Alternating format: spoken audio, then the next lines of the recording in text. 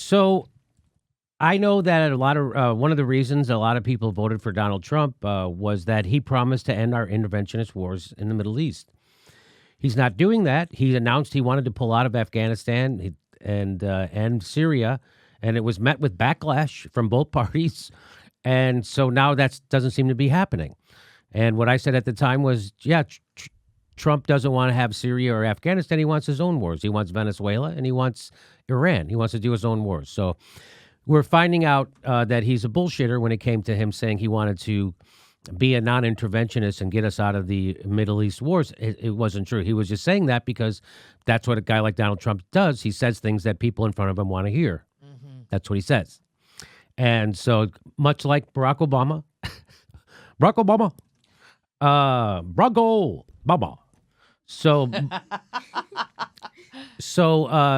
now if that's the reason why you supported Donald Trump, now you know what it feels like to be a chump because I felt like a chump. I felt like a chump, but voting twice for Obama, I felt like a chump. Me too. If I had voted for Mitt Romney in 2012, it wouldn't have made a difference. But anyway, so right now we're assisting Saudi Arabia in committing a genocide in Yemen. Since 2014, the Houthis took over, and Saudi Arabia has been bombing the crap out of them, and it's the biggest humanitarian crisis happening in the world right now, and we're facilitating it. You know, us, the people who want to go help the poor people of Venezuela and help the people of Syria and help the people of Libya. Right now, we're committing a genocide in Yemen, and so they have this thing called the War Powers Resolution, which is the way for Congress to get control of our interventionist wars and stop them. And it's supposed to be the president's supposed to get approval, and that's not happening. So, well, here's real quick. Here's how ABC News covered it. Trump has vetoed a resolution on the war in Yemen. The bipartisan measure would have ended U.S. support for the Saudi-led war in Yemen. Critics say Saudi forces have been targeting civilians. Members of Congress are also angered by the murder of Saudi journalist Jamal Khashoggi. Trump has vetoed a Okay, so there you go. So he vetoed. So they came up. Well, here's from the news. This is an interesting take. So it says add Trump's Yemen veto to Obama's spotty war legacy. So Trump is going along with Obama's spotty war legacy. That's what this is saying. The sub headline is the president's decision to maintain U.S. support for a disastrous conflict relied on legal arguments crafted by the last administration. So what Trump is doing is they're playing word games. And what he's saying is that, no, we're not engaged in hostilities. So what Trump is doing in Yemen doesn't fall under the purview of the Congress or War Powers Resolution. Here, I'll show you. It's what they say. When Obama began supporting the Saudi-led war in Yemen in March 2015, he did not file a report to Congress within 48 hours, as would be required by the War Powers Resolution, precisely because he, meaning Obama, did not believe the United States forces were engaged in hostilities. Well, I'm going to say he did believe that, but that was his public position. You know how Hillary Clinton revealed that they have public positions and private positions? So I think Obama's private position was probably different than his public position. So what they're saying is Barack Obama didn't follow the War Powers Resolution when it came to Yemen and helping Saudi-led war in Yemen because he said we weren't engaged in hostilities, so it didn't fall under the purview. Now, that was him being a warmongering bullshitter to thwart the will of the people. That's what that is. That's what Barack Obama doing that. And then in December 2016, in its December 2016 report on the legal and policy frameworks guiding the use of force, the Obama administration did not refer to its participation in the Saudi-led war in Yemen as hostilities, saying instead that the U.S. forces are not taking direct military action in Yemen in this Saudi-led effort. So then in February 2018, after Trump had inherited and continued support for the Yemen war, Senator Bernie Sanders first introduced the Yemen resolution. William Castle, acting general counsel of the Defense Department, responded in a letter to Congress saying that the resolution's fundamental premise is flawed.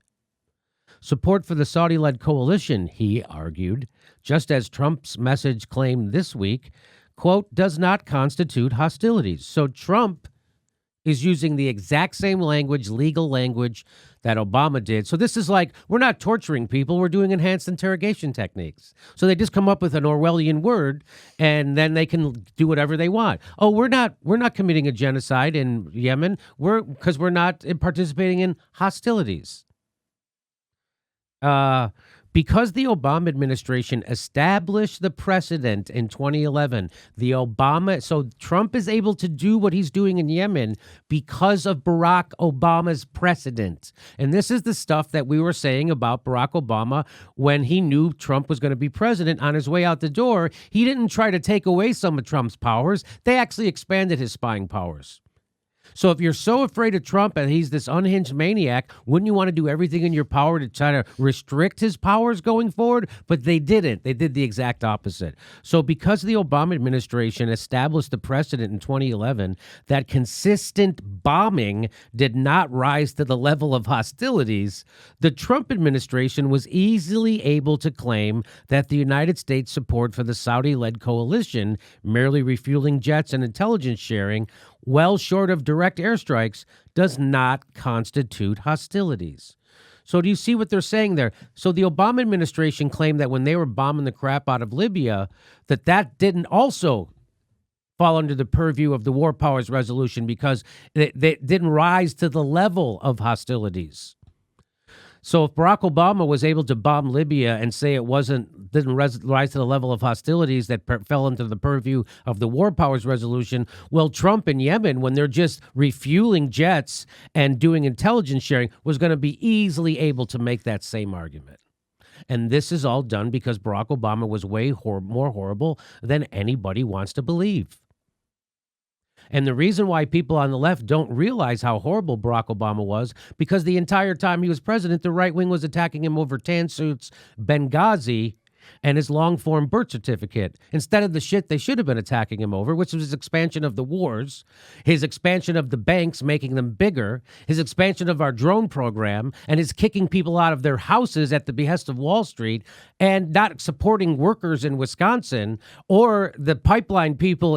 So that's the stuff they should have been attacking Barack Obama, or the fact that he was gassing immigrants at the border, or the fact that Barack Obama was putting immigrants in cages. This is the stuff that the right wing should have been attacking Barack Obama on, but they weren't. They were attacking him on complete bullshit. Benghazi, his birth certificate, the tan suit, his feet up on the desk. So consequently, people on the left thought that all the attacks on Barack Obama were disingenuous bullshit. And consequently, right now, the left wing is doing the exact thing to Donald Trump that the right wing did to Obama. So consequently, what the left wing is doing right now is propping up Donald Trump. Because when you make ridiculous kind of charges like he's a Russian asset and all this other bullshit, instead of the stuff that he's actually doing, which is like this stuff, vetoing the bill for Yemen, that then people on the right won't know anything that Donald Trump's actually doing that's horrible. And when he gets out of office, everybody on the right's going to think he's Santa Claus, just like everybody on the left thought Barack Obama was Santa Claus.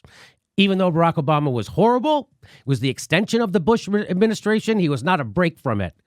Trump is also an extension of the Obama administration, not a break from it. And this is showing it right here. This is Trump, again, using the exact language of the Barack Obama administration to do expansive wars, to do regime change wars. That's what this is. And so Trump lied to you when he said he wanted to take us out of our Middle East wars. He didn't mean it. Doesn't want to do it. So there you go. By the way, we'll just figure. It says journalists and scholars. Yeah.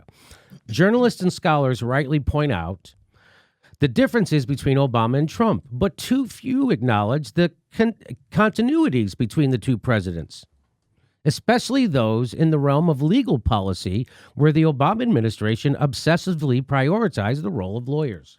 Obama seemed to view the involvement of lawyers in the formulation of national security as a badge of honor, evidence of its commitment to the rule of law, journalist Daniel Klaidman wrote in his book Killer Capture.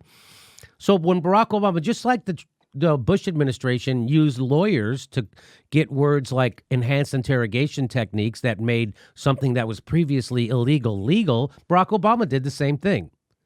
And he would say, look, all the lawyers we're using on our foreign policy, that means it's legal. No, that means that you need to hire lawyers to invent wording and verbiage that makes the illegal shit you're doing seem legal. Barack Obama, just like the Bush administration in that regard. Part of Obama's loyalty badge of honor now includes, to the disappointment of a number of officials in his administration, a paved road Trump could follow to veto one of the most refreshing measures passed by the Congress in recent history. So Obama paved the road for Trump to be able to do exactly what he's doing in Yemen. And nobody on the left yelled about it. Why? There's lots of reasons. One of them was they were busy laughing at the bullshit attacks of the right wing. They were consumed by defending his long-form birth certificate or his tan suit attack or his Benghazi, all that stuff. So just like everybody's wrapped up in this hoax, phony Russiagate, so nobody's talking about what's really happening, like this. So Trump's base doesn't know that he's a complete fucking fraud when it comes to foreign policy, which is one of the big reasons people voted for him. And the reason why the Democrats don't make hay out of this is because they're on board with the military-industrial complex too. And they're going to give Trump even more money next time the military budget comes up for a vote. That's why. So there you go. There's Trump completely passes a tax bill that favors the 1%, fucks everybody else. Trump completely turns his back on people who want to get rid of the foreign interventionists. He wants to go into Venezuela, do everything he can. He hires war criminals, John Bolton and Elliot Abrams. Come on.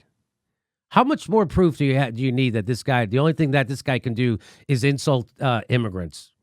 That's really his strength. He makes you feel good because I'm going to say the shit the liberals won't say. I'm going to tell you the truth about people with no money and no power. They're the real problem in our country. People with no money and no power. That's not the problem. And if your job got taken away by an immigrant, it didn't get taken away by an immigrant. It got given to a more desperate person in a more desperate situation than you because they could be exploited more. And who gave them that job? And a capitalist. A capitalist found someone they could exploit more. But you're angry at the person with no money and no power. And now Trump is revealing that he is also a corrupt liar. And now you're a chump if you voted for him.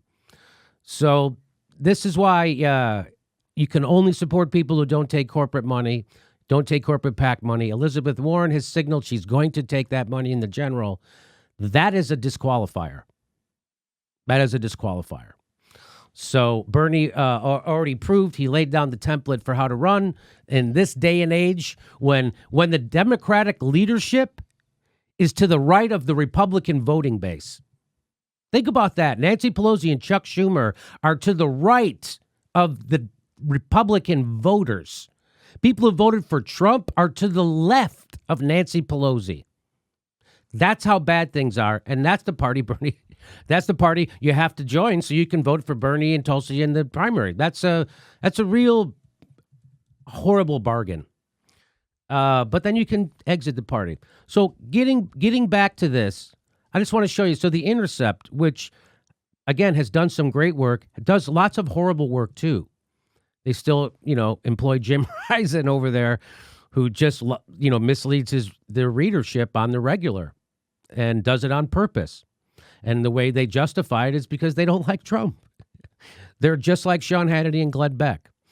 And so, but, there's, some great work done at The Intercept, too. Aaron Matei was, Glenn Greenwald obviously does great work. And Aaron Matei was allowed to do some great work in there before they stopped him. So this is talking about this same issue. Look at the way they covered it. It's so not good. They do that. It was no great surprise then to see the president resort to veto power to protect MBS's disastrous Yemen campaign. Beneath the shallow appeals to constitutionalism and national security, Trump is acting in accordance with a now familiar pattern, gravitating toward fellow strong men and personally driven deal made. You know that Barack Obama was also in bed with Saudi Arabia. You know he also sold them $100 billion. Like, what are you doing? This isn't journalism. This is like high school yearbook writing. This is ridiculous.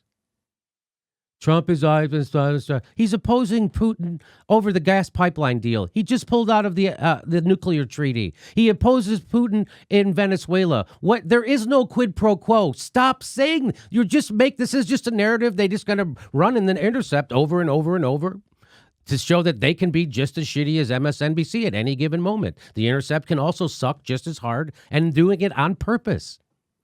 Here's another part. Here's the entrepreneurial narcissism has fueled much of the president's volatile foreign policy. The entrepreneurial narcissism. Is that distinctly different than the narcissism of the Clintons and the Clinton Foundation, who sucked up to every dictator in the world as long as they'd give them money?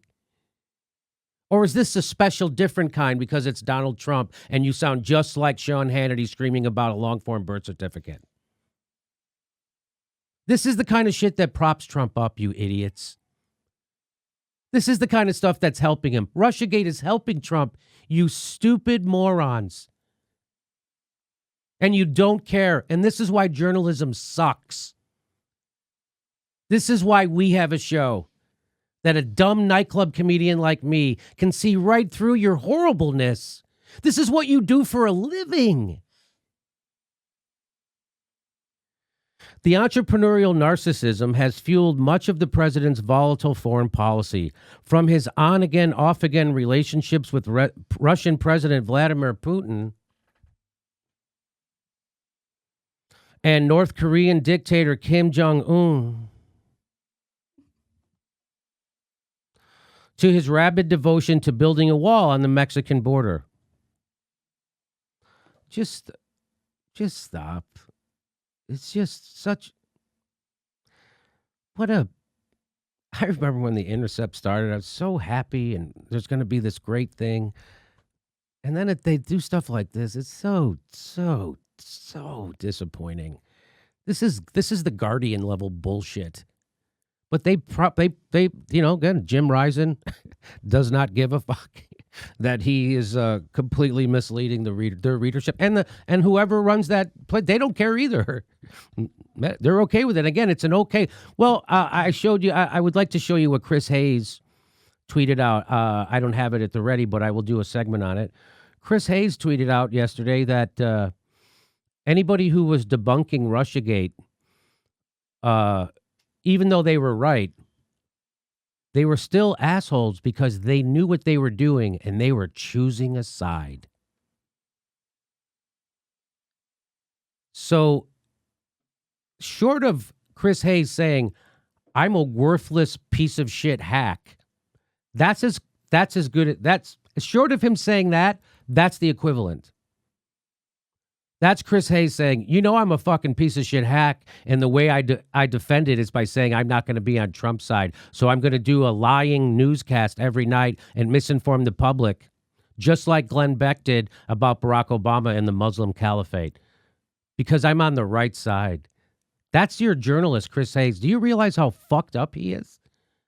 I mean, you look at Rachel Maddow, literally someone should put a straitjacket on her and she should retire from doing a news show, because that's not what she's doing. She's doing a worse than Alex Jones level show. Worse. And why do you say that, Jimmy? Because everyone knows Alex Jones is just entertaining. Like, Alex Jones is mostly 90% just straight fucking comedy entertainment. Rachel Maddow, people think she's really doing news. People tune into her.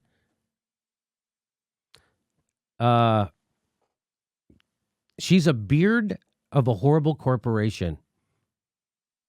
That's what Chris Hayes and Rachel Maddow are. They are beards of nefarious corporations. And I don't know why more people on the left don't tell the truth about how horrible the fucking people who claim to be news people on the left have become. Why? I don't understand what. Well, it's because everyone's deranged. The whole goddamn country's fucking deranged. The entire class of journalists in this country are fucking deranged right now. Why do you think Congress has, what do they have, a 9% approval rating? Ruby, could you look up what people's confidence level is in the news media? I know in Europe it's at all-time low numbers.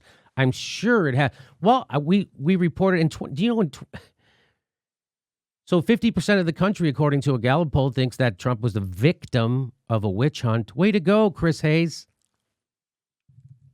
Way to go. That's great. That's great work. Do you realize what's happening? That a guy like me who spent his entire life in nightclubs entertaining fucking drunks has more integrity and is doing a better job at journalism than guys who spent their whole lives reading books and trying to be journalists? They'd have been better off hanging out, drinking in nightclubs, talking to real fucking people instead of hanging out in TV green rooms trying to advance their career. And if you think that it's okay to mislead your viewers and push an evidence-free red baiting conspiracy theory aimed at the president of the United States, I'm going to guess you graduated from Columbia School of Journalism. Next live Jimmy Dore show is June 5th. That's a Wednesday at Hermosa Beach Comedy Club in Hermosa Beach, California. Go to jimmydorecomedy.com for a link for all tickets. We might be coming to your town. And if you love the show, please become a patron. Please support the show. We give you hours of bonus material every week. And please click that bell and make sure you're subscribed. Even if you think you are already subscribed, they unsubscribe people every day. Just check. Thanks for your support.